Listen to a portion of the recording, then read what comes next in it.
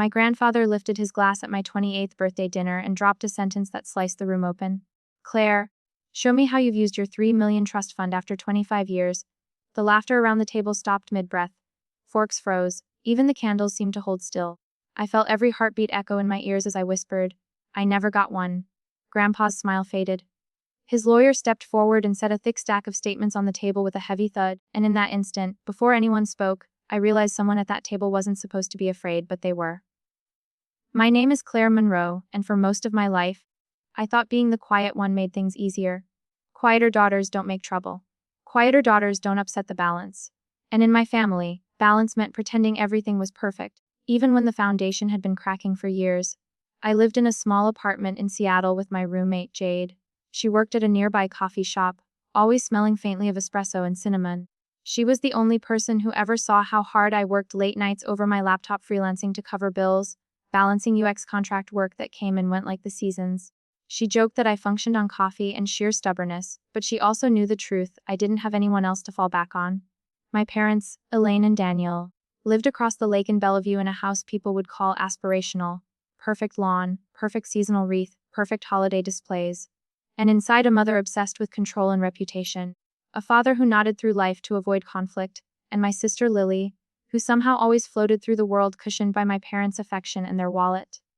Growing up, Lily got the trip to private school, the apartment paid in full so she could focus. Meanwhile, I was told independence would build character. When I needed help signing a lease because my credit history was too thin, my mother said, "We can't bail you out every time, Claire." Every time, as if there had ever been a first. Still, I kept showing up to family dinners, birthdays, holidays. I kept trying because part of me held on to those moments.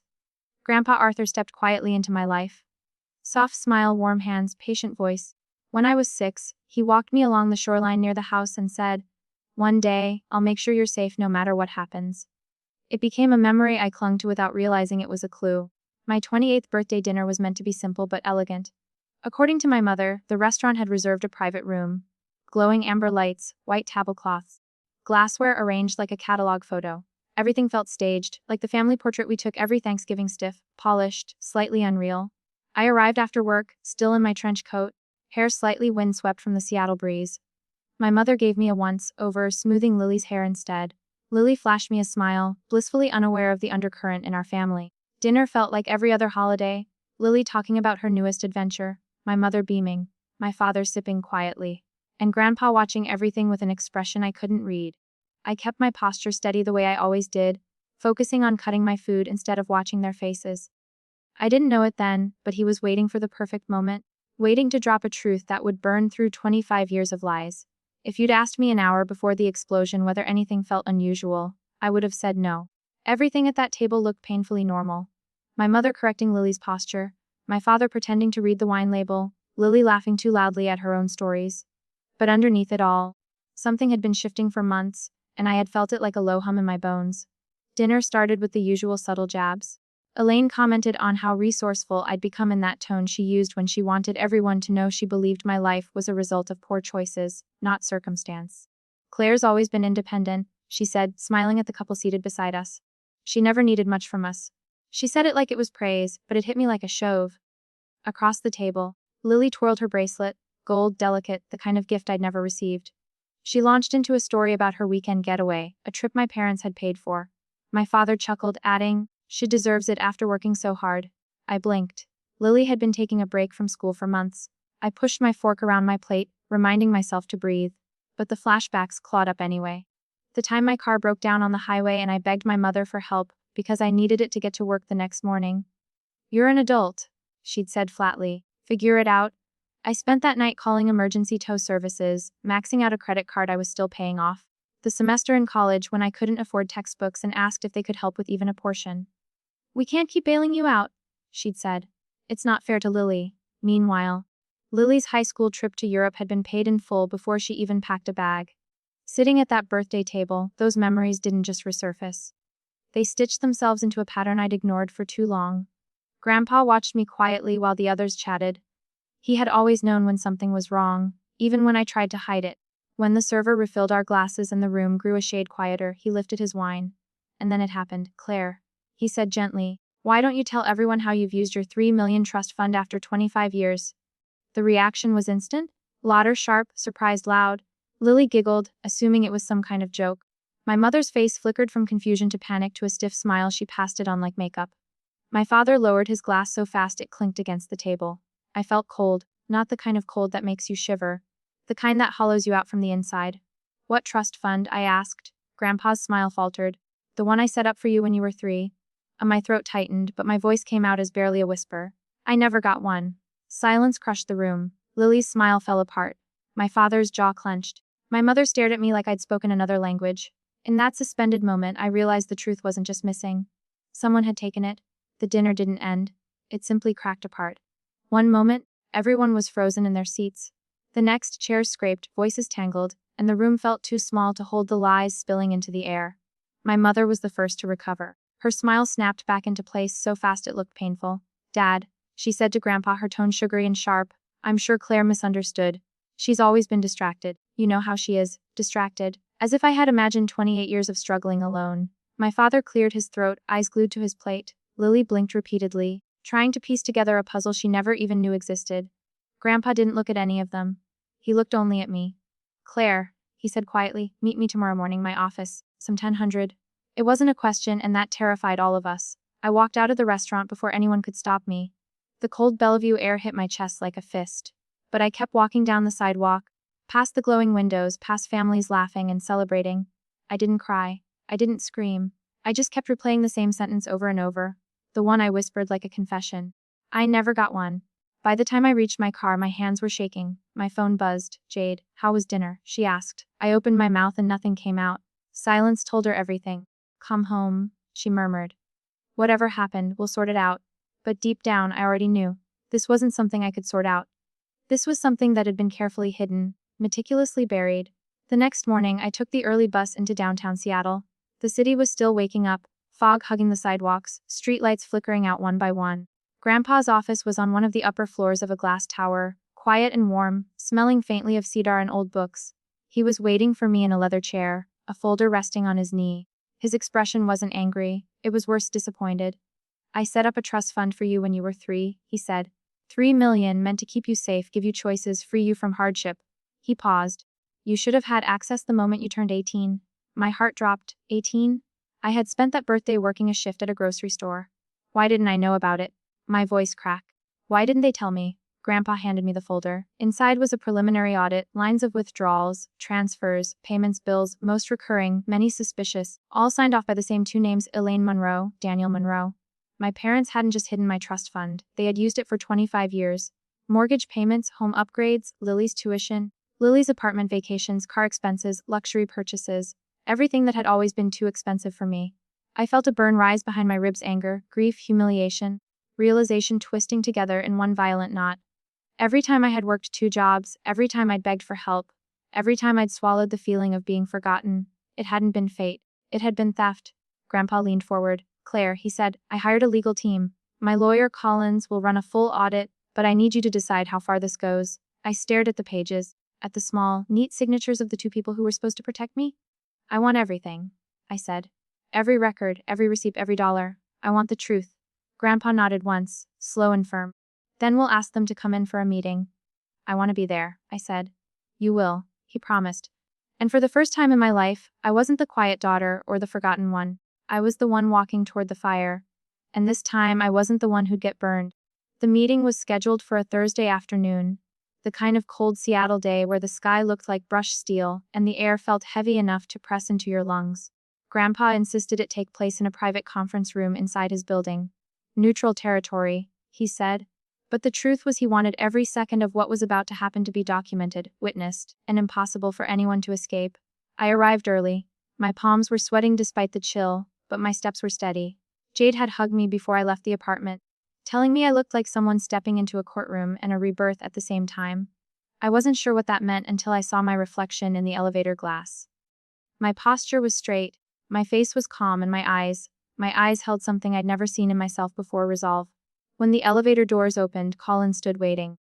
Grandpa's lawyer looked exactly as he had the first time I met him, tidy gray hair, tailored suit, and a stack of documents cradled under one arm like a quiet threat. He nodded as if he had already evaluated my emotional state and deemed it stable enough for what was ahead. They're on their way, he said. I didn't ask who they meant. We both knew. Inside the conference room, Grandpa sat at the head of a long wooden table. His face was unreadable, but the tension in his jaw told me he'd barely slept. When he saw me, his expression softened just a fraction, but it was enough. He reached for my hand, squeezed it once, then released. You're not alone today, he said. The door swung open. My parents entered first. Elaine walked quickly, shoulders stiff, face arranged in that familiar mask she used whenever she needed to appear blameless. Daniel followed, quieter, eyes darting around the room as if looking for an exit. Lily came behind them, clutching her purse, her expression a confusing blend of worry and disbelief. She had been told there was a family issue that needed clarifying.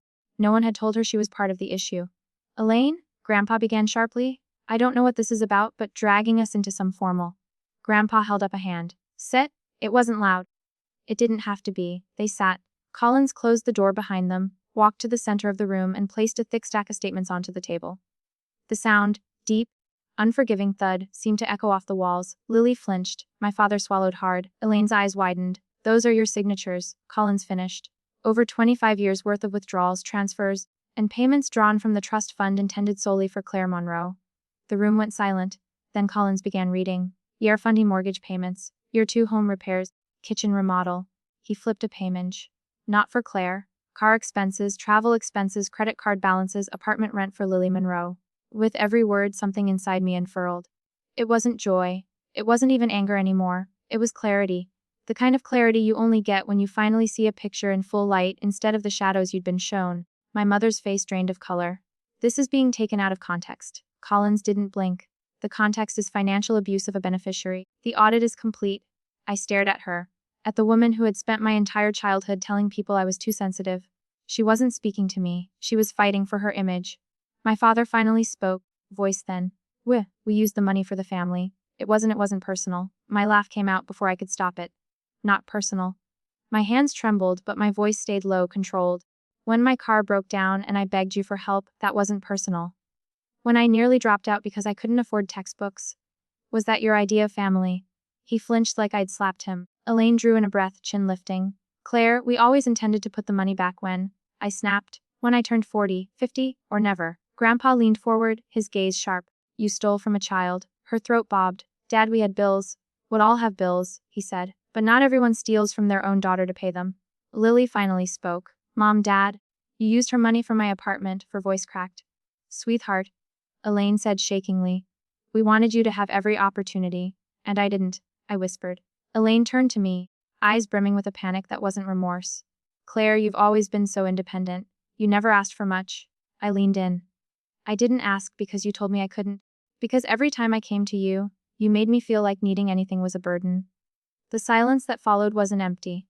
It was full of all the things they couldn't deny anymore. Grandpa tapped the table once firmly. I am revoking your financial authority effective immediately.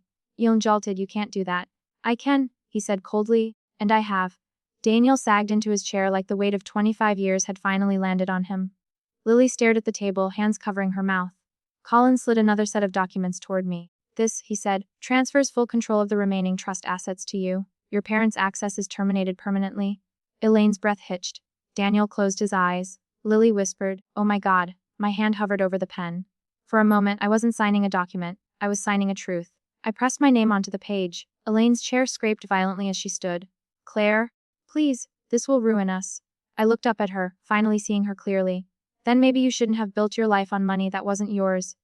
Her mouth opened, then closed again. Her legs shook. Daniel reached out to steady her, but his hand trembled too. They nearly collapsed. And for the first time, I didn't feel guilty. For the first time, I wasn't the quiet daughter holding the family together. I was the one tearing down the lie they built. Though when the meeting ended, the room felt hollow, like every lie had been scraped off the walls and left nowhere to hide. My parents walked out first. My mother trembling, my father guiding her with a hand that barely held steady. Lily lingered, staring at me with a mixture of guilt and something that almost looked like apology. She opened her mouth, closed it again, then finally whispered, I didn't know Claire. I nodded. It wasn't forgiveness, but it wasn't anger either. It was a beginning. Over the next few weeks, everything shifted. Collins finalized the legal transfers. The remaining trust assets were secured in my name. My parents were notified of potential civil consequences if they attempted to interfere or conceal additional misuse. For the first time in their lives, they faced the weight of their choices without a shield.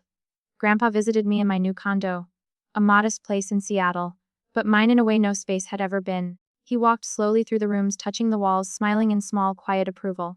"You deserve this," he said. "You deserved it all along." I didn't tell him I cried the first night I slept there. Half grief, half relief. Grief for the family I never really had. Relief for the life I finally could build. I spent more time at the park by the water, letting the winter air clear what was left of the ache. I wasn't healed, not yet, but I wasn't drowning anymore. For the first time, the silence around me didn't feel like something stolen. It felt like something I owned. In the weeks that followed, I kept thinking about something Grandpa once told me when I was little. How safety wasn't just about being protected, but about knowing who stood beside you when truth finally surfaced. I understand it now. Family isn't defined by blood or last names. It's defined by honesty, by accountability, by the people who don't vanish when the truth is inconvenient. I don't hate my parents. I don't think I ever will.